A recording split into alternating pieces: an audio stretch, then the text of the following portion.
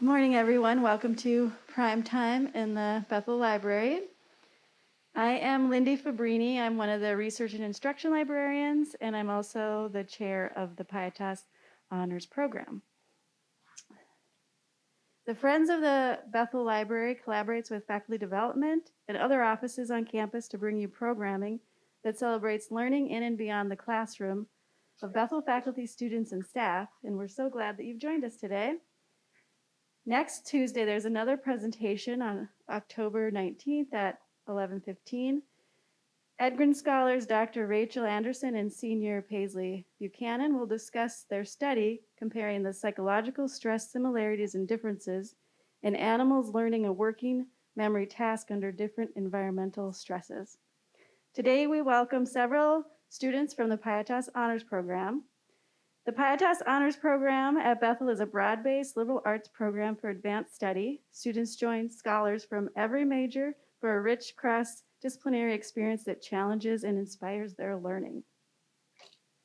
Now I'm going to pass it on to Dr. Lindquist. I'm Nathan Lindquist. I'm in the physics department, and I co-direct the honors program. And we're going to have 3 students present on one of their research projects that they did. So I'm going to just give a brief overview of what honors research projects look like in the context of Bethel. So students are required to complete one project over their 4 years, usually their second or third year here. And they take a particularly interesting class that they're in, and they decide that they want to do an extra bit of research in it. Some project that they couldn't get to during the course of the semester, or something that they're just excited about.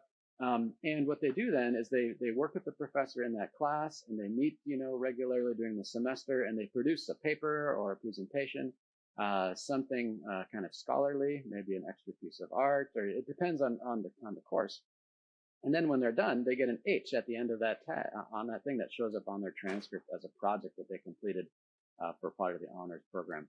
So we'll have 3 students present on their projects, starting with Luke. So come on down. I'll let them speak for themselves.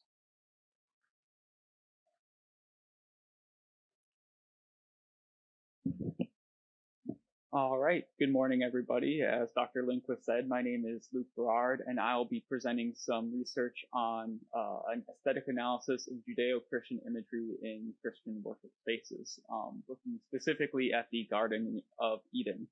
And now I will try and do the magic trick of making this 35-minute presentation last 5 minutes without changing any of the slides.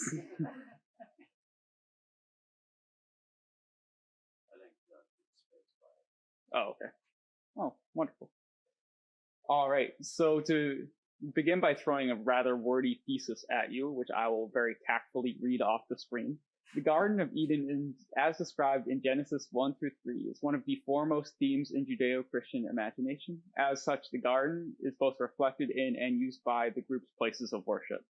So briefly, what I'm meaning by that is throughout the Judeo-Christian tradition, there is a rich history in using Edenic imagery in worship spaces, both as a tool to cultivate having an aesthetic spiritual experience, as well as an explicit callback to remember the Garden of Eden.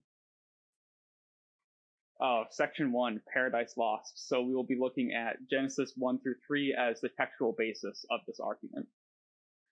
Investigating Eden. It's pretty obvious where the collective understanding of Eden comes from in both the Jewish and Christian traditions, and depending on how you read the Islamic tradition, it's very clear basis in the creation story and then the eventual fall. This is obviously contained in Genesis 1 through 3, and because of its shared prevalence in these groups of religious texts, it's just a universal theme that will, begin at creation and then continue on. What is the significance of the garden? Well, this garden represents peace both with humanity and God, humanity and humanity, and humanity and creation. So there's this theme of balance, peace, harmony. There's also protection. If you notice, God places the cherubim at the entrance to the garden to make this a safe space for the burgeoning of humanity. And then these particular objects and themes will then serve as touch points that will be referenced by later artists in future generations. So then let's look at the actual architecture and artistry found within a small selection of these worship spaces to illustrate the point. Now, the first space of significance would be the Israelite tabernacle. Now, at first blush, you'd think that a sparsely decorated tent would not be much of a, garden or religious space. But actually, the Israelite tabernacle is filled with this imagery and does so in a rich didactic way. So if I can not use the laser pointer, great. So I will shout at you a little bit. So if you notice, the original Garden of Eden starts here at the Tree of Life, and then humanity is cast away, and then these two cherubim flaming sword protects the Garden of Eden, so we can't go back and visit. Now, the tabernacle is structured in the opposite way, where we try and enter back in to the Holy of Holies, which is symbolically similar to the Tree of Life. And that's why, in the scriptures, when people try to enter that space and they weren't supposed to, they get a little killed because they weren't supposed to be there. So if you're a high priest in ancient Israel, you are mentally re-entering the garden as you walk past the cherubim, as you enter into this adorned space of, and eventually the Holy of Holies.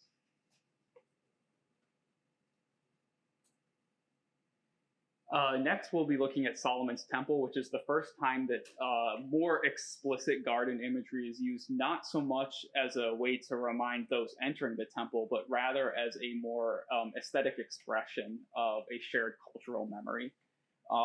It was a beautiful place adorned with gilded palm trees and big tropical plants on the inside, but also on the outside, there's a courtyard with plentiful vegetation. So this was deeply ingrained into the minds of the people who entered in there. And it's a conscious way to call people back to that original space of Edenic worship and simplicity.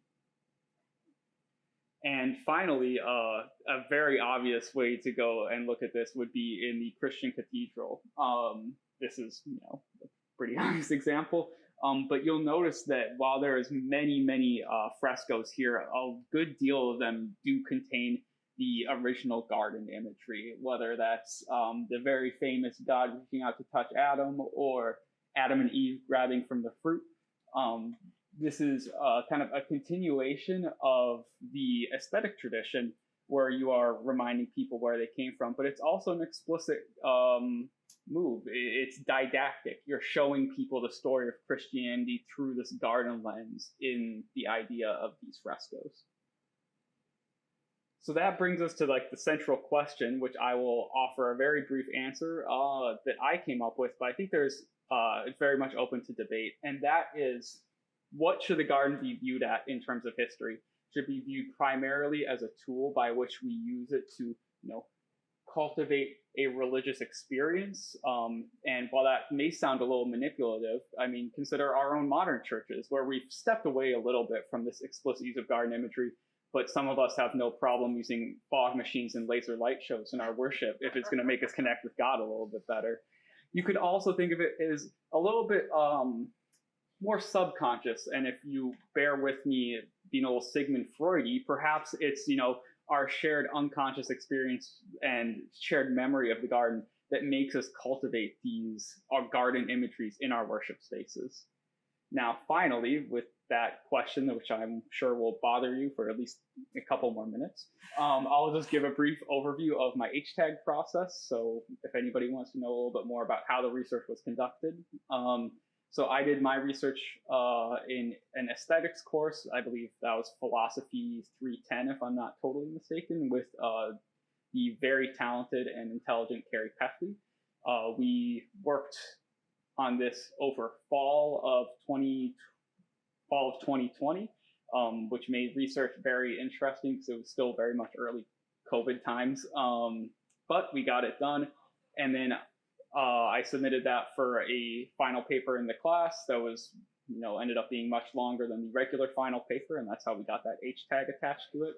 And then in 2021, I presented the full version of this paper at the Johns Hopkins Humanities Symposium. And with that, that's the end.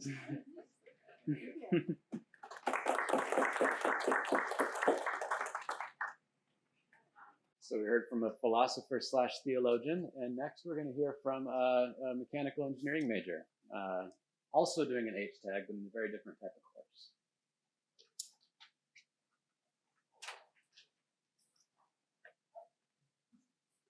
All right, yeah, so hi everyone, I'm Grace. And yeah, for my H-tag, I actually got to develop a portable smartphone-based Schlieren imaging system. So, okay, so most of you probably don't know what I'm actually talking about when I say Schlieren imaging, but that's okay. Before I dive into that, I just kind of wanted to give you guys like an overview of what my goals were during this project. And so, first of all, I just wanted to make it compatible with most smartphone models so that students would be able to just pull out their own smartphone and use this prototype to take some images of fluid flows. I also wanted to make it portable and cost efficient and just really accessible, basically so that like if you have access to like a 3D printer and some like simple tools, the right files, you can really just like make this prototype yourself without too much experience. And then finally, I just wanted it to be really user friendly so that like even someone who doesn't know much about optics or imaging can actually use it with ease. So this project kind of has two parts, and the first part is what I actually completed for my H-tag. And so for my H-tag, essentially my goal was to provide kind of a proof of concept to show that you can actually use smartphones to do this Schlieren imaging. So finally, what is Schlieren imaging that I've been talking about? So essentially it's a method of visualizing fluid flows that have density variations. And so some examples might be like the fluid flows created by candles or breath or aerosols.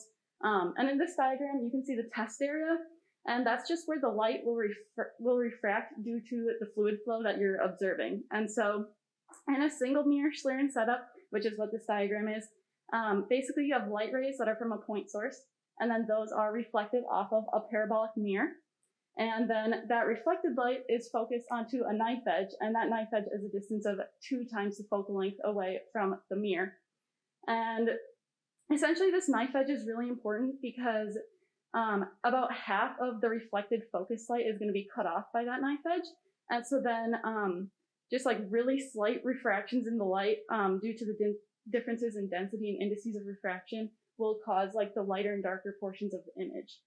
And so we also want to point out that that distance of 2f, twice the focal length of the mirror, is really important because essentially that ensures that your focus light is going to focus the same distance away from the mirror as the light source. And so if you're thinking about like say an iPhone, you have the camera lens and the flash are like right next to each other. And so for my application with smartphones, you want those to be able to be right next to each other. So that's why we use that distance of 2f. So for my H-tag, I started out with an iPod Touch, and then I moved on to using an iPhone 11 to kind of improve the image quality and get some clearer images. So basically what I had was a stand for the iPhone to sit on, and I would basically just line it up so that the flash's light would go to the mirror, be reflected, and then that focus light I would focus into the camera lens. And so then from the other side of things, you can kind of see how I put some things on the phone to make this work. So to make the flash more like a point source, I actually took a piece of black electrical tape and I cut a little hole in that and put it over it. And then instead of an actual knife edge, I just used a piece of aluminum foil or tin foil and I covered up about half of the camera lens. And then you can kind of see in this picture if you're up close, but that the focus light is half on that knife edge and half going into the camera lens. And then I also just wanted to mention that for some of my pictures, I use a blue filter, which really is just coloring on a clear piece of tape with some blue highlighter. So I kind of use like some makeshift things for this project, but it works. So here are some of the images that I got with the iPhone 11. And I think it's really fun to look at these and just kind of see like these patterns. This is just a candle. So you see the fluid flow from the candle.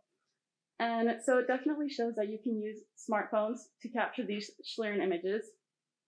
So I had my proof of concept, and for my H-tag, I stopped after that. Once I kind of had an idea of how the setup worked, I did a little bit of research on the potential uses after that, and I kind of wrote up a paper on it, but then I kind of stopped there. But then over this past summer, I actually continued the research and got to actually develop this prototype.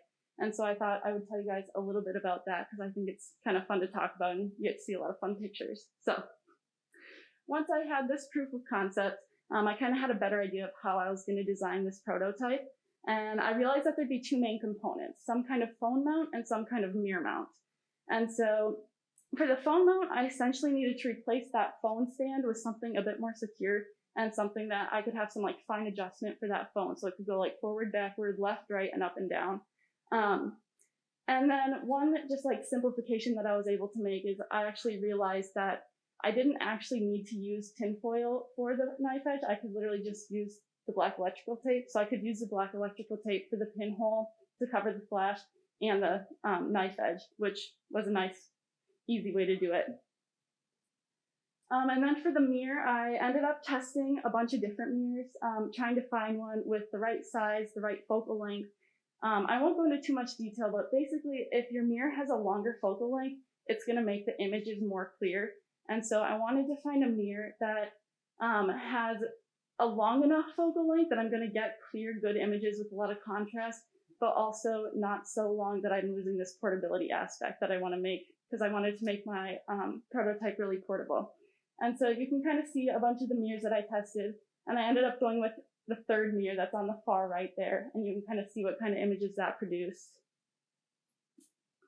And so this is my final prototype, kind of how it came out. Definitely wasn't my first design, took some tries, but it's what I ended up with. And you can see there's the phone mount that the phone is in, and you've got the two knobs there, you can adjust forward and backward, and then left and right. And then it's held in a clamp, so you can loosen that clamp and move the phone up and down in it. And then you've also got the mirror mount. You can't see in this picture, but there are also knobs on the back of that to adjust the tilt of the mirror. And so basically you're just trying to line up the focus light so that it's going into your camera lens, half on that knife edge and half going in. And you'll probably notice like a lot of these parts, like a lot of the orange and yellow parts that you see on in that picture are 3D printed, and then they're just kind of integrated with like parts from the hardware store, so like screws and nuts and springs from the hardware store. And so I really tried to make it really accessible. So like someone could order these parts, they could 3D print them, and they could put this together. There's a couple pieces of plywood in it for like the bases, but again, not very much machining required for those. So I tried to keep it pretty simple, but still something that is functional. And so these are some of my favorite pictures that I took with my prototype.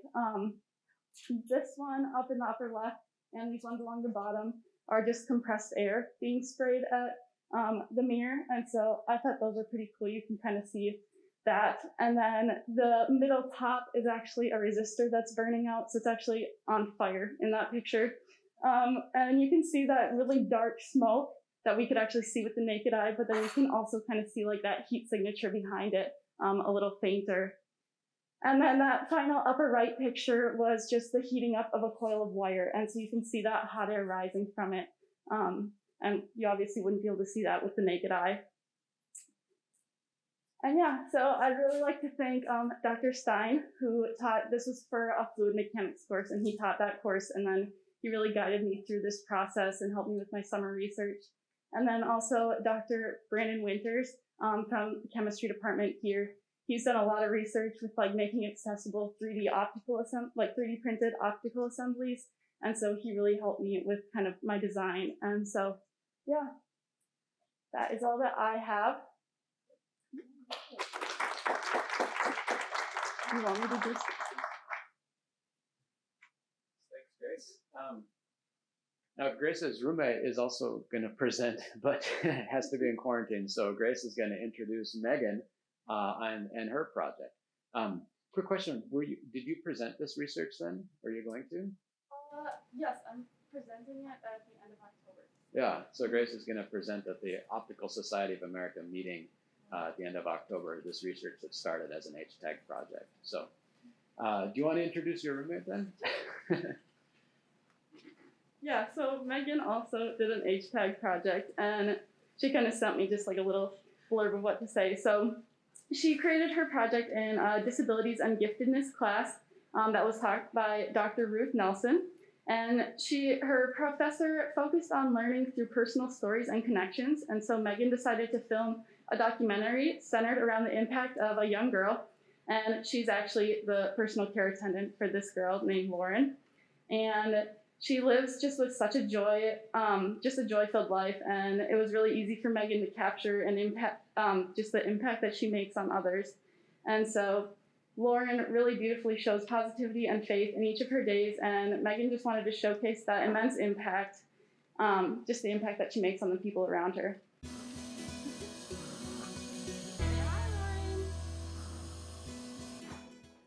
What's your favorite thing to do with Lauren? One of my favorite things to do with Lauren is she really likes to whack things with her arm on the floor, like balls and stuff. And so we like we like seeing how far she can get it. Yeah. What's your favorite thing to do with Lauren? I like to jump with her. And I just wanted to tell you a little bit about her diagnosis.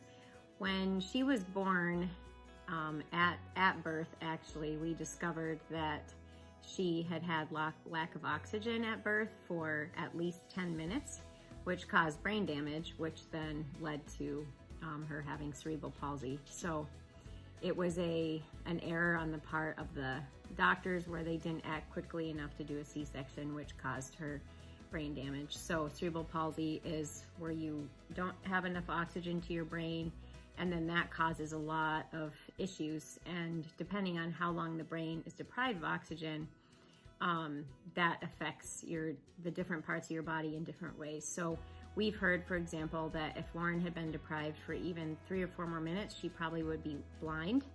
But thankfully she's not. She's able to see, but her muscles don't work like she would like them to, and she is not able to walk or sit or do anything for herself. So there's a huge gamut, huge range in cerebral palsy, where some people just have a limp, and then other people are in a wheelchair, completely incapable of caring for themselves. So that is her diagnosis. And what's your favorite memory with her? I get to start. Okay. So I came into Lauren's life when she was older, and when I started getting to know Lauren, I would read to her a good bit. And my 2 favorite books at the time and still now are One Fish, Two Fish, Red Fish, Blue Fish, and The Wonky Donkey. And The Wonky Donkey was one of the funniest books to read to Lauren, because every time we got to the part where the donkey would say, "Ee-aw," Lauren would just crack up and sometimes actually make the sound as well.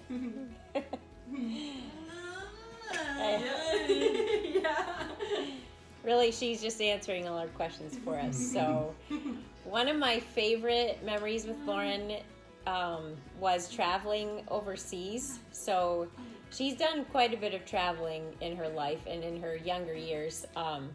We went to Europe a couple times with her, but the trip I'm thinking of was 4 years ago, so she was about 9 years old. And I remember when we got there, she was super tired, but the next day we went out downtown, and she's just looking around and kind of taking everything in. And even when people would kind of stare at her, because it's not normal to always see people in wheelchairs around, especially kids, she would just smile at them and act like, what's the big deal? So she really melted the ice that way. And yeah, it was just cool to see her realize, I'm in a different country and I'm just going to take it all in just like everybody else. So that's definitely one of my favorite memories with Lauren. The thing I admire most about Lauren is her joy that she has for the world, and just in the little things in life, whether that's Daniel Tiger or just messing around before getting up in the morning or picking out her outfits for the day. Like, just how much joy she has in doing those things is what I probably admire most about her. I think her sense of humor, like she is so funny, and she laughs at so many things too. Like, I'll sit there and I'll sneeze or something, and she'll just start belly laughing at me, and it's so funny. And so she just she loves jokes too, and just like, I don't know, in those moments it just reminds me like how fun life can be, even, you know, like in the midst of everything. And so yeah, she really brightens my day when I'm having a harder day and I can go and hang out with her. There are lots of things I admire about Lauren, but one thing for sure is her patience. I've told her probably throughout her whole life, Lauren, I've never met such a patient 7-year-old, such a patient 8-year-old, and now she's 13. So I say, Lauren, I've never met such a patient 13-year-old, because imagine yourself stuck in a wheelchair, reliant on everybody for absolutely everything that you need. And so she has to wait for me to finish what I'm doing to be able to tend to whatever needs she has, and that's really hard. And I would get super impatient, but she's very go with the flow and understanding and patient with everybody that she's around. Yeah, Lauren is super patient, and she probably has as much endurance as anyone I've ever known. And a lot of that is actually just the pain that she has to live with. She probably has to live through more pain in a day than most of us have to live through in a year. But you would rarely know it. I mean, unless it's really intense for her. She just has a ton of endurance and just takes a lot of that in stride. What has Lauren taught you? So Lauren has taught me the importance of just recognizing everyone's voice, whether you physically have a voice or not. Lauren definitely has her opinions.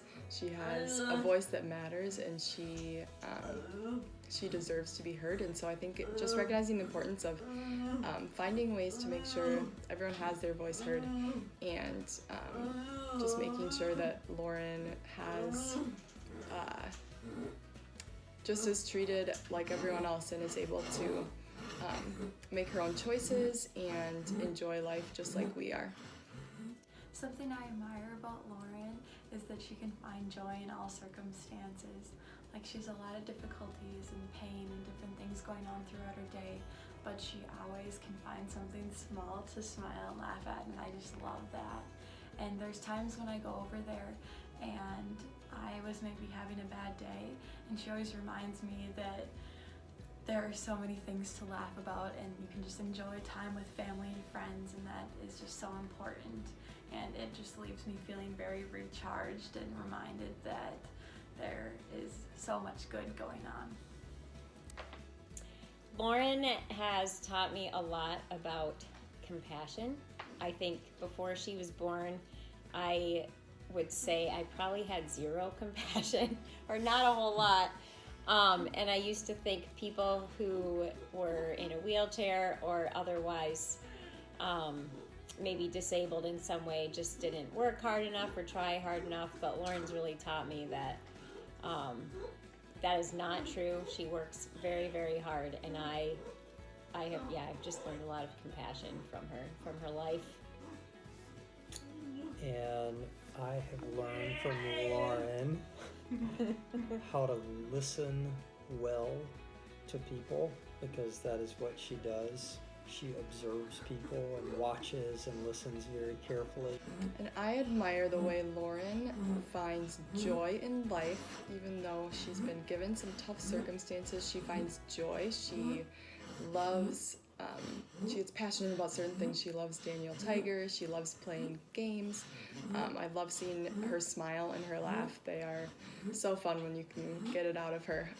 So even during the tough stuff, she has so much joy, and she's tough. She perseveres through lots of not necessarily fun stuff, but she keeps going and brings a lot of joy to the lives of those around her. Lauren has blessed so many people with her abundant joy, from the strangers that she smiled at on the streets to those of us who get to take care of her and get to know her.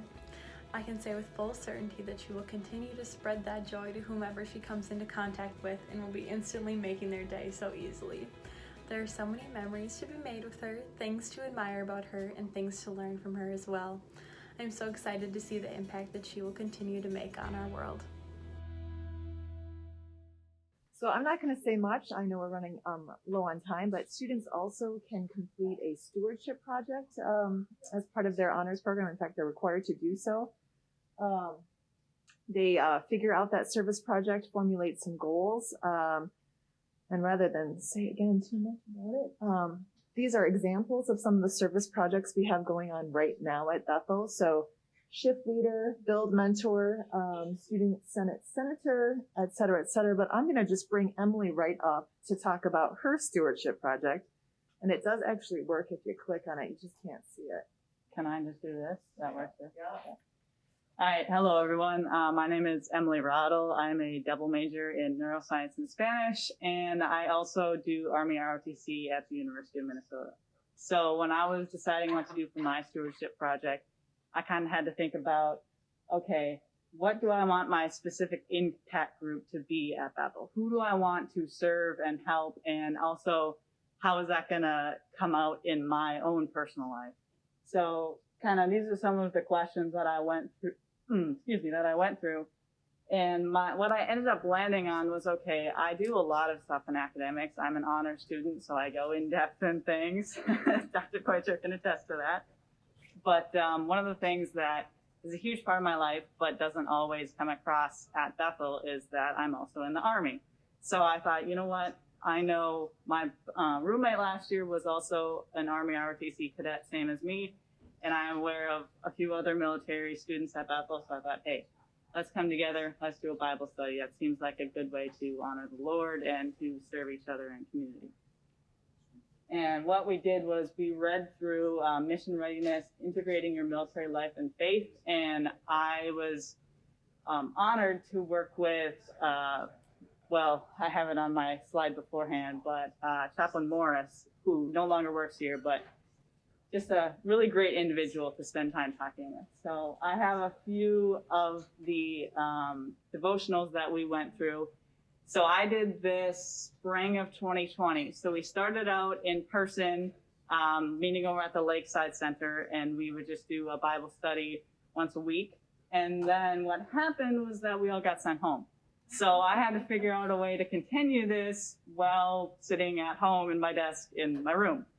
And what I ended up doing was having kind of a meeting with Chaplain Morris, writing up some of the amazing quotes that he says just right off the cuff, because he's just so interesting. And then kind of coming up with a devotional that I could send out to the specific group of people that I was trying to connect with. And I know this is a lot of words, so I highlighted kind of the big things that I got from each of the devotionals. This was the very first one that we did, and as you can see, that line of, okay, during this time of isolation and quarantine, keeping routine is imperative. And that is one of the things that I love about the military, is it always provides me with routine. I get to wake up at 5:30 every morning, drive over to the U and do my classes and my workouts. And I just knew that if I wasn't getting that during quarantine, I'd have to figure out a way to do that myself. And our next week, we talked about specifically Matthew 16:24 and kind of breaking that up and trying to decide how that can fit into our military lives and our faith lives. And one of the things that I always included at the end was a little challenge for our week. And that first devotional that I had talked about the 7 minutes per morning in prayer.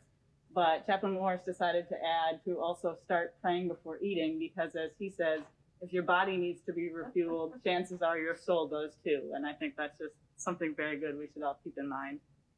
Our third week, we talked about denying ourselves and knowing that any conflict between our personal values and our military values must be resolved before we can become a morally complete military leader. And that's kind of one of the big things that cadets really have to think about is, okay, well, we are supposed to be honoring God in everything that we do, but we've also taken an oath that we are going to honor our country and serve our country. So how do we hold both of those? They don't have to be in opposition, but there is going to be a tension there, and we need to know how to deal with that.